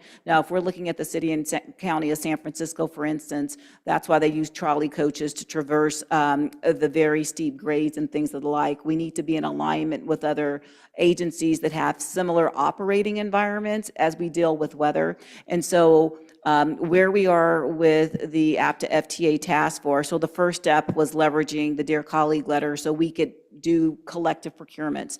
The second piece of this is really, what does that mean from the standardization and or customization? Because everybody wants something differently. There is a group that's working together, and I'm getting a little down in the weeds because we utilize a book that guides us. We call it the APTA White Book. We are participating. When I say we, I have asked members of our team from procurement, contract and procurement, to lean into this as we go forward. And so there's certain elements that are still coming full circle as we go forward. Trying to ensure that we can have a greater emphasis as it relates to the market. But let me be clear, as we talked about some of the examples and having spoken with my kitchen cabinet relative to CEOs, as Mr. McNevitt pointed out at WMATA, as we talk about them leveraging CNGs, their general manager is focused on ensuring that he can deliver service. So while there is a push for battery electric buses, the compressed natural gas buses are working better. I had a conversation with the director of transit at SFMTA, and when Mr. McNevin was talking about the Woods division, and they have, charging infrastructure on the walls, they're going to have to step back from that. And so as we look at all of this, we have to be prudent, we have to be intentional, we have to be purposeful. So there's been some initial steps, but there's additional work to be done. Just had conversations on Sunday as well, because this is something that's plaguing us as it relates to the rail market as well. So there's a lot of work to be done to be an active player and having the procurements in a place where we need them to be without the trepidation and the angst that we're getting from the two OEMs that are still here. And those two OEMs, thank you very much, that's helpful. Those two OEMs build all the different types of buses, the different fuel buses, the BBs and the CNGs and the. So to answer your question, let me step back for a second. So when we look at these different technologies, yes, there are manufacturers that are producing zero emission technologies, but they have to ensure that they've been tested according to FTA standards in Altoona, Pennsylvania. They have to ensure that they are leveraging Buy America. There's a component as it relates to disadvantaged business enterprise with suppliers, and they have to be listed as a TVM, in this instance, a transit vehicle manufacturer on FTA's website. So currently there are two that meet all those requirements. Thank you. You're welcome. Thank you, Second Vice Chair. And First Vice Chair Catlin, please, online. Thank you, Mr. Chair. And thank you, Mr. Worthen and our consultants for your presentation on a very complex issue. And I appreciate Director Deschelle and others, Director Tisdale, for your questions and comments. And I very much appreciate the facilities first approach, but recognize that this rather iterative process about how do you identify what facility requirements you need when you're not really sure about the mix of the technology that you will take going forward. So I respect that and understand the challenges that you're facing. And this is probably a poor analogy, but back in my CDOT days, I was working on fiber optics and trying to delve into public-private partnerships where we could avail some of our dark fiber to the private sector and by way of a public-private partnership. And I remember at one point what had taken, for example, 24 dark fibers that would be lit now only require one because of the frequency of light that's transmitted across those fibers. So my point in illustrating that is that technology is rapidly evolving, and it is my hope that this technology, while it's daunting right now, by the time we're ready to fully transition, will have evolved to the point where it will be a fairly simple solution. And I'm just hopeful for that.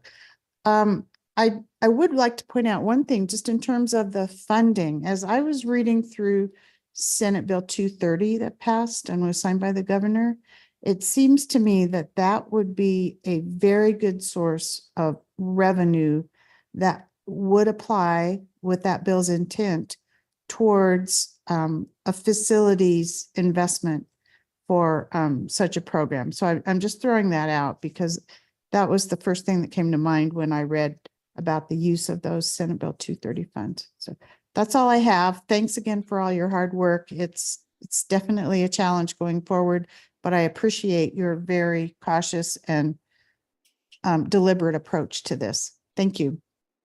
Thank you, First Vice Chair. Director Harwick online. Thank you. Fred, my temperament has evolved in the last year. I just want to let you know. So I have a lot of questions, but I think most of them are pretty easy. Can you give me a reminder on like how far out is this plan looking? Like sort of, do you have like a sort of, we're here and we're sort of looking out over the next like 10 or 15 years, or is there that built into this? Well, thanks for that question. We're looking at this through two phases. Part of it is short-term, which is our system optimization plan itself, which would be adopted by 2027. But longer term, we are looking all the way out through the 2050. We do have a fleet plan that goes out to 2050 itself. So there are both short-term and long-term implementation considerations here. And then, so you just said 2027, because if I remember right, we're going to start the next round of buses that we're buying is 2028. Is that correct, or did I make that up? We actually have, I'd have to go back to the fleet plan, but we actually have some buses that we'll be purchasing as early as 2026 because of the Colfax BRT procurement itself. But we have several major purchases coming up, though, in outlying years. If I may just add to that, Director Harwick, so in reference to the Colfax BRT, as described by Mr. Hinkie, when we talk about bus rapid transit, to qualify for that program, you have to have a dedicated fleet. So I just want to ensure that there's an understanding that those buses that are being procured for Colfax BRT are solely for that Lynx line, as it will be named, going down Colfax. So as we talk about our sorry, the mic went out, relative to our replacement, this will help inform decisions, and it gets back to I believe, a question that Director Deschelle or a statement he made. Generally, when you have a plan of this nature, you're going to look at a myriad of different things, the short-term impacts from a financial vantage point and the point in time where you actually reap the benefits of the investment. And from my experience, which isn't all-encompassing, but from my experience in the state of California, when we looked at the viable options of the emerging technologies, which were like 4 or 5 years ago, generally, as we look far out, we're recouping costs maybe in the 15th to 20th year timeframe relative to the investments that we've made. Thank you. And I'm sorry, part of this was such a long time ago when we started this. Is this study going to go, depending on the technology that you all sort of see as the next stage in this, whether or not it's fuel cell or battery or diesel hybrids, will this look at a facility retrofit and a new facility build, or are you just going to give us one recommendation versus the other, depending on what that cost is? Thank you for the question, Director Harwick. We're actually looking through both lenses itself. What would it take to upgrade our facilities versus what's that point of return on investment, as Ms. Johnson alluded to, where it's actually better for us to look at building a new facility. We also have to look at, though, what's the future of our services themselves, you know, and what's the best strategy for service delivery. It's not just dependent upon the technology, it's dependent upon a lot of factors. You know, we're looking at the technology, we're looking at future services, we're looking at available properties themselves, both from what RTD owns as well as what is publicly owned and available by other entities themselves. You know, we're trying to be creative. Can we swap properties or look through other lenses to try and build new facilities at a reduced cost? But we are looking at both. What do we need to do short-term and long-term? What's the best approach? And if I may just add on, it's critically important as we talk about a comprehensive operation analysis in this situation where we have branded that as the system optimization plan. That's why it's critically important that those are done with regular cadence, because you have to factor in land use. You have to garner a better understanding where activity centers are, because what we know today as being our service delivery model could change, especially as we assign vehicles to what we call certain blocks, meaning a vehicle will be out on the road servicing different routes for a period of time. That may be altered by land use and the development that comes into play in the next coming year. So you can't look at it in a disparate fashion. It has to be done in a comprehensive fashion. Okay, I have 2 more questions, and then I'll Wait, let if you know. Director moment, Harwick, Director. just one moment, if we can have Mr. McNevin, excuse me, Yes. add some more color to the conversation. Sorry, just dovetailing Ms. Johnson's point about, you know, the comprehensive nature of this and all these different changes over time. This is to meet this net zero goal by 2050, and, you know, in, I don't know, 25 years, there's going to be a lot of changes. Service is going to change. Hopefully, we don't have another pandemic or something that changes service again. Technology is going to continue to change, and so we're trying to capture all these different things in this plan. We're trying to be optimistic with assumptions, you know, with solid states and things like that, but we're also trying to be realistic. And so what all that highlights is the sort of living nature of this document. You know, it's meant to be revisited over time because, you know, if we're assuming a 450 kilowatt hour battery capacity with your service now, and next year 4 new OEMs come out with a 1 megawatt battery, we have to go back to the drawing board. That's going to change everything. And so we're writing all this in a sort of modular way so that we can continue to revisit it over time, because just things are constantly changing. I really appreciate that. Okay, so just my last 2. What are the 2 manufacturers? You all just say there are 2, but can I just get the names of them? I just would be curious to look at the buses. Yes, I will share that with you. It's New Flyer Industries and it's Gillig. Gillig is out of the Bay Area in Livermore, California, and then you have New Flyer that's really North American in reference to Canada, but they have operations in Minnesota. And I was just reading, and Ballard, they don't qualify? That's a fuel cell manufacturer, yeah. Oh, it's just that they manufacture the fuel cells. Okay, good to know. Thank you for that clarification. And then my last question is, I think a lot of people, like in my job, I work for the Office of Climate Action, my day job, and I get a lot of people, they're like, oh, we need to do the buses. I think part of it is just our buses look like, I was born in 1980, and a lot of our buses look like they were also made in 1980. So as we evolve this fleet, I think part of it is just the aesthetics of our buses. Like, is that when we buy this next round of buses, obviously BRT looks like they look, God, I just can't come up with a good word. They look better.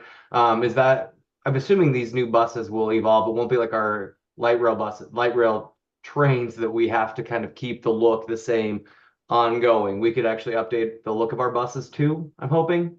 So Director Harwick, or Mr. Chair, if I may, there's a couple of things, and it's really funny because I had the opportunity to work with someone who said, gosh, I hate, the buses look like a bread box.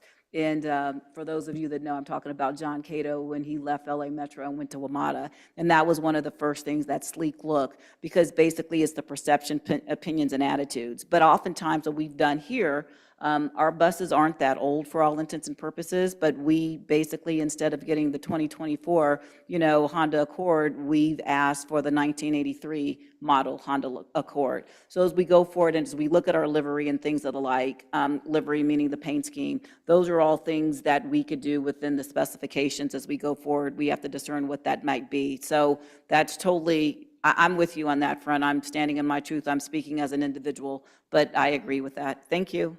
All right, I'm done. Thank you so much, everybody. I really appreciate all your time. Thank you. Thank you, Director. Secretary Guzman. Thank you, Mr. Chair. Sure. I have making sure that that's on. I have a couple of questions.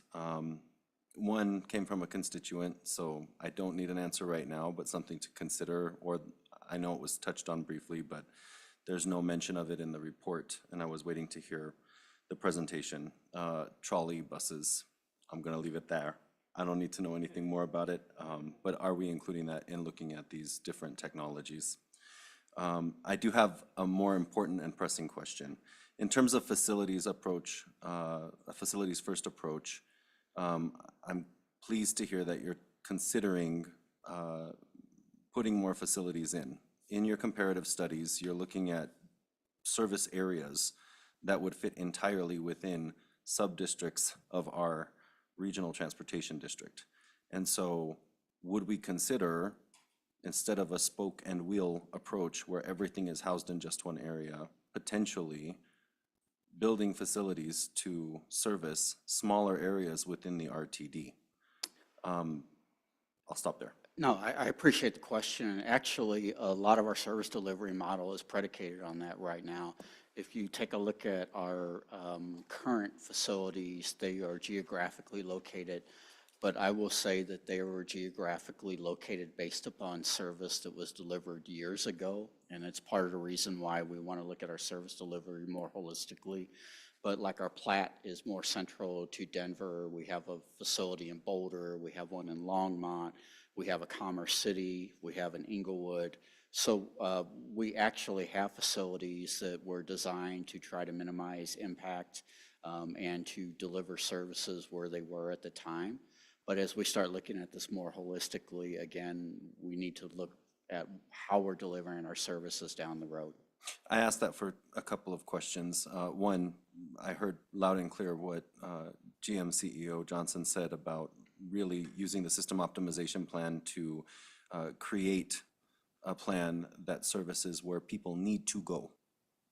That's a really important factor in all of this. And so I appreciate that you've stated that. The second reason I asked is because in WMATA, I was privileged to go last year on their inaugural first battery electric bus ride that was cleared by the FTA for use on their public streets with passengers.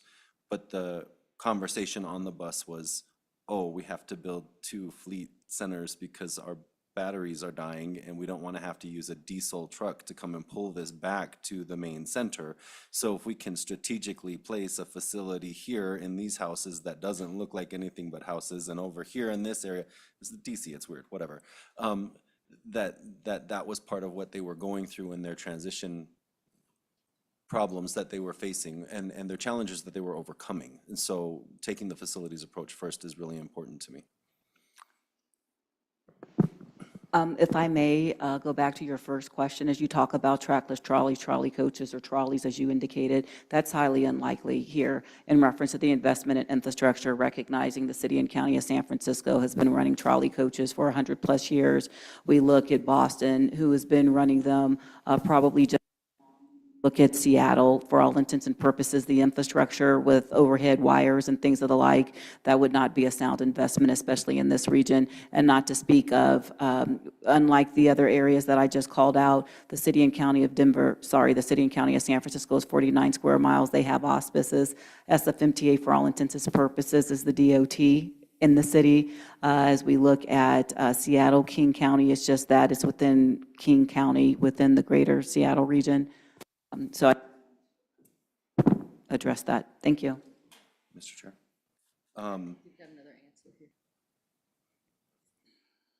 Yeah, if I may, Director, I think some of what you're referring to is what they call opportunity charging, which is basically layover locations where you can actually charge the buses. And that is very much a strategy that is being looked at in this evaluation. Thank you.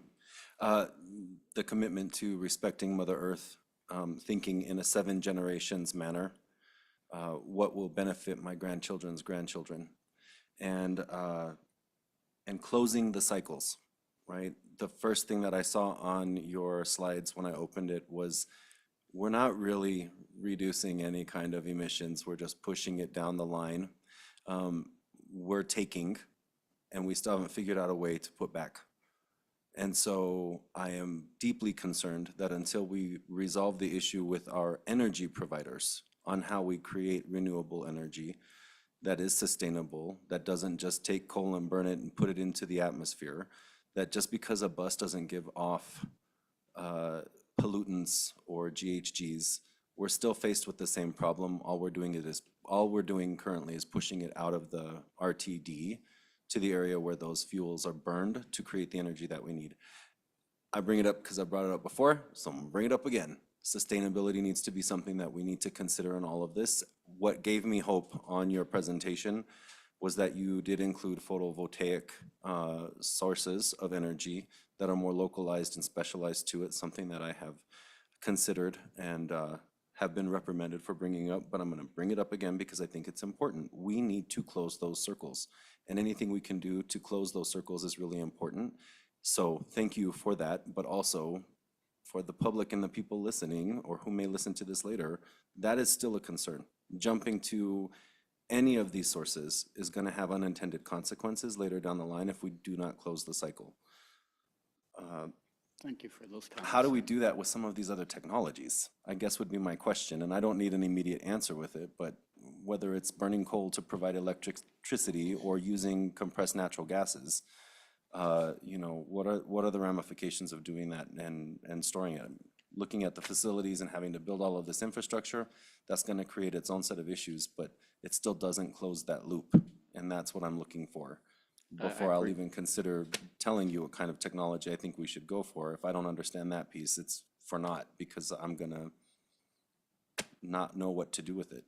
I appreciate So with this that. juncture, I would say we hear you, Director Guzman, loudly and clearly, and as we go through this process, we will see what we yield from this going forward, but this is something that plagues us all as an industry just holistically. And I would be remiss to say, as we look at ourselves as public transit entities, oftentimes this responsibility has been punted to us because we aren't generating great amounts of capital, and those that are creating more pollutants basically have the means in which to bypass the system. And I don't want to sound as if I'm politicizing this, but we hear you loudly and clearly, and it's bigger than us. It gets back to the discussion we had, recognizing that we provide, our core mission is delivering transit services.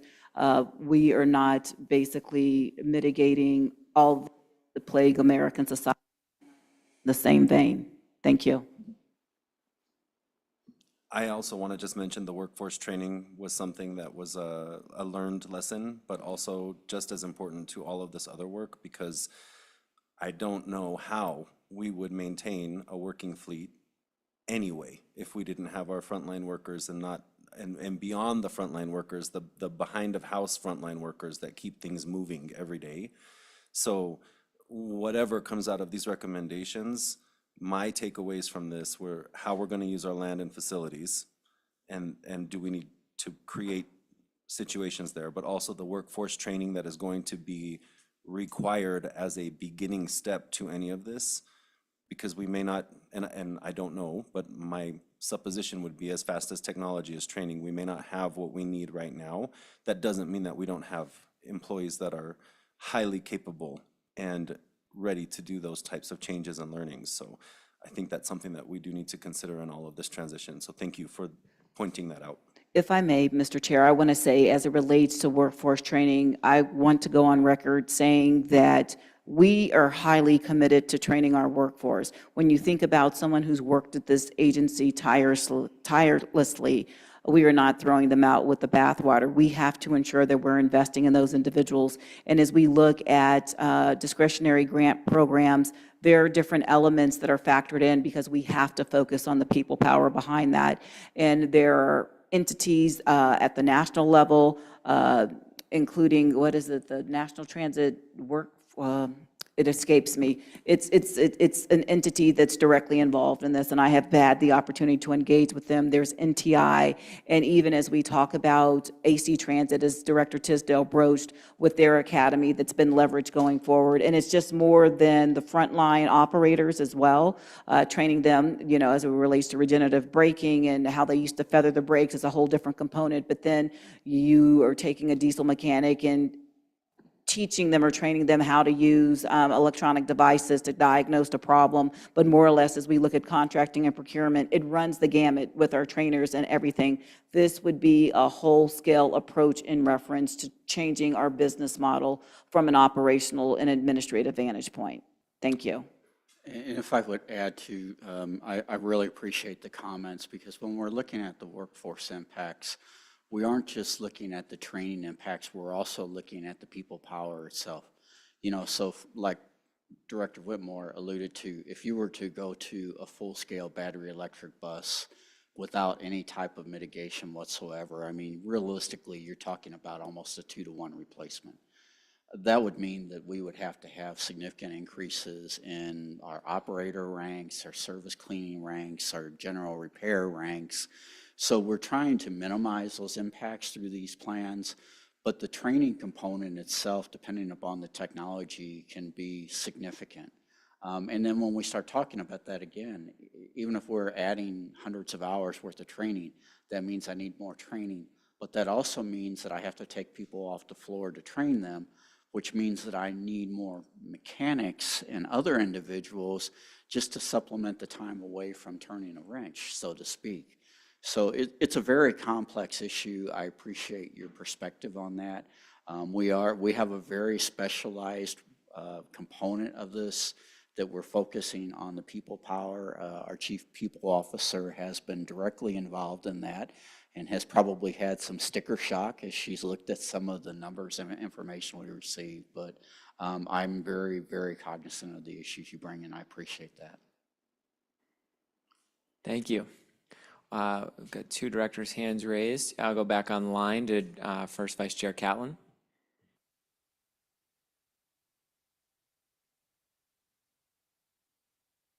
Sorry, we are under a statewide goal for zero emissions by 2050, but I would say that other industries are facing similar challenges and mandates. And have we looked at some opportunities with facilities to maybe delve into public-private partnerships. And this may sound a little bit far-fetched, but I'm thinking in terms of the trucking industry. They have heavy vehicles they're looking at trying to modernize their fleets.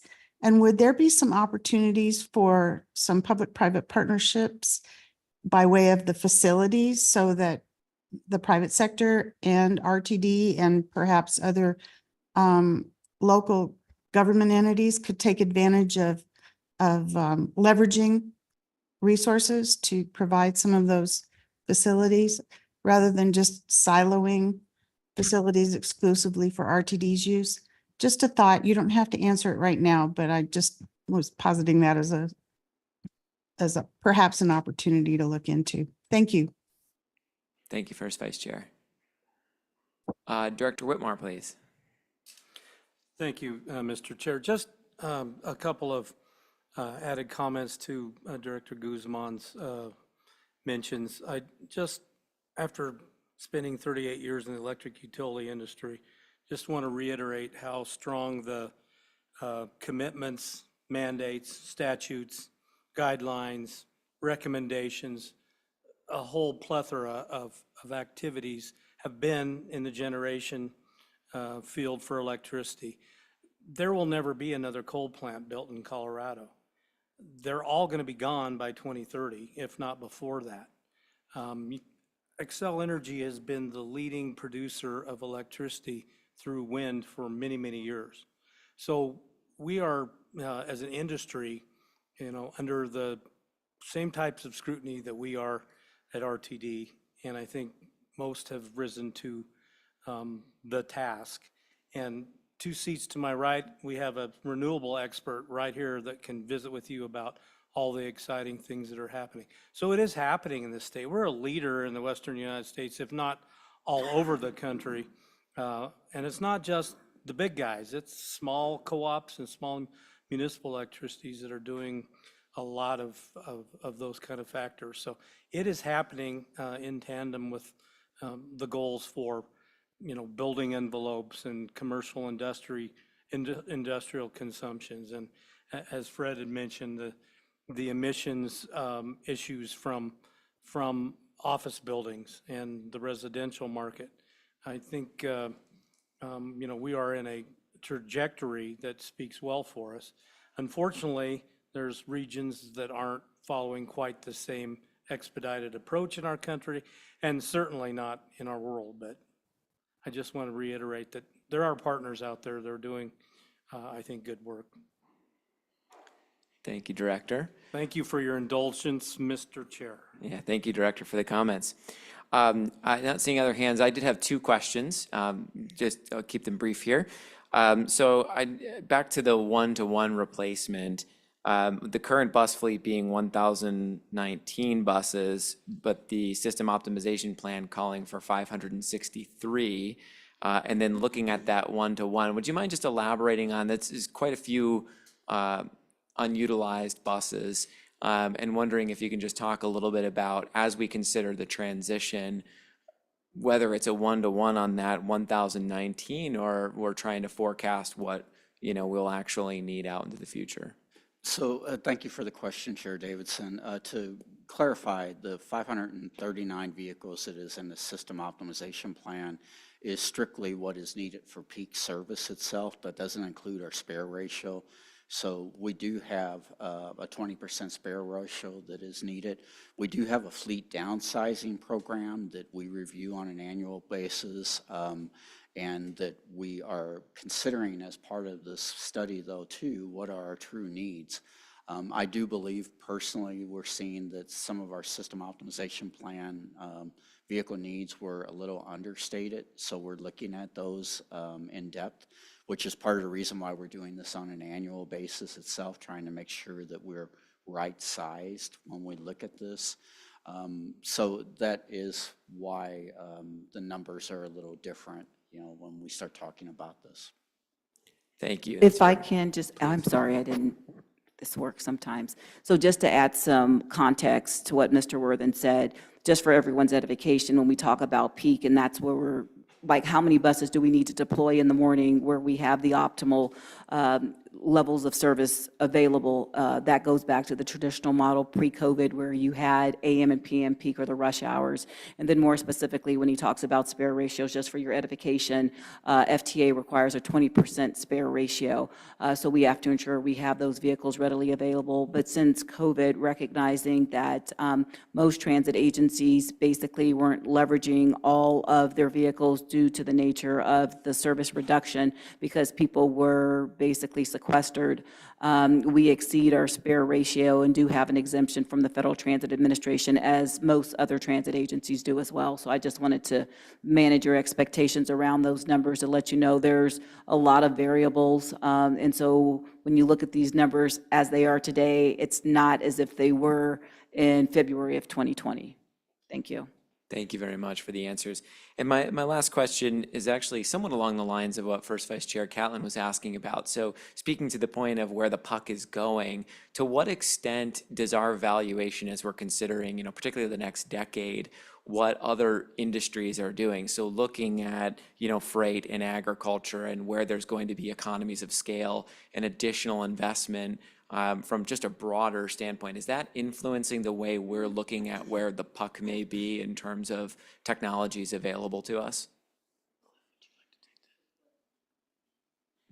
One of the things that's a very good question, and one of the things that I've found in my advising transit clients around the country, particularly when you look at electrification, is to look to the logical partnerships. And typically what happens when these implementation plans are undertaken is it's a facility by facility relationship, when really these should be programmatic at the highest levels of organizations' relationships. So as to say, there should be a CEO to CEO ongoing dialogue about what Excel is doing and what RTD is doing, because there are a number of facilities that are served by Excel, right? The same thing goes for the city of Longmont and its municipal generator. And the same thing goes for a statewide advisory council because of the nature of the play that all of transportation. There's a statistic in California that said if all of transportation is to be electrified, that grid, the system operator, the independent system operator said another 3 terawatts of power, grid power, are needed in California at a time when the grid, they were looking at optimizing and downsizing capacity at the grid because of efficiencies. They're looking at now an additional 2 to 3 terawatts of power. So those decisions, those discussions need to be had at the highest level, if that helps to answer your question at all.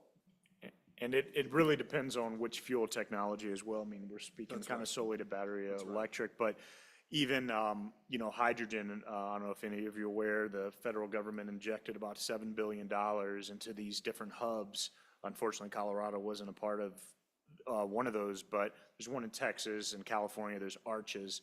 And it's basically all R&D. It's pulling all these industries together to see how can we get cheap hydrogen, where should we make it? How can we use it for transportation? And it's not specific to any one type of mode. It's transit, it's freight, drayage. And so you are seeing it, it just depends on what sort of industry we're talking about or which fuel technology. Thank you very much for, I guess I'll leave a comment that as we consider this, I'd love to hear more about that conversation, since we are transit and we are, only a portion of what's on the road and what's contributing. And there are substantial investments in new technologies and adjacencies that will potentially be highly relevant. And there's times to lead when you're in that position of strength and the spending authority to be the leader, and there's times to follow when you're not wanting to overcommit. So it sounds like some of that's factoring in. Thank you for the comments on that, and just a comment for consideration for the board as we contemplate plans as we move forward. So thank you. I'm not seeing other hands at this time. Thank you very, very much for the presentation. This has been a very informative update and extremely helpful. And thank you for the leadership from staff in really driving this forward. With that being said, I will now ask, are there any other matters to discuss at this study session? All right, well, thanks again, everybody, for being here. Seeing no other discussion, we will adjourn the meeting as of 7:40 PM Mountain Daylight Time.